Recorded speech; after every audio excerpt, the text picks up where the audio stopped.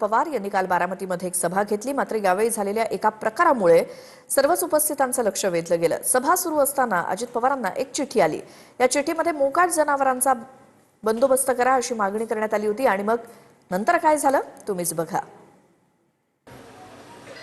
हे बघा एवढं सगळं सांगायचं चिठ्ठी आहे मोडवे गावातील मोकाट गायींचा बंदोबस्त करा। म्हणजे एवढं सगळं सांगितलं तरी राग येणार नाही तर काय ना। एक चाललंय ना काम। आता मी नासाचं सांगतोय आणि मोकाट जनावरांचं तुझ्या आहे त्याचा सत्कार करू यांड्रे नारळ त्याच्या डोक्यात काय म्हणजे कुठं काय सांगावं। माझी लिंक तुटती त्याच्यात सगळं वाटोळ होते। मी चांगलं माझ्या लोकांना समजून सांगतोय आणि मोकाट जनावरांना पकडा।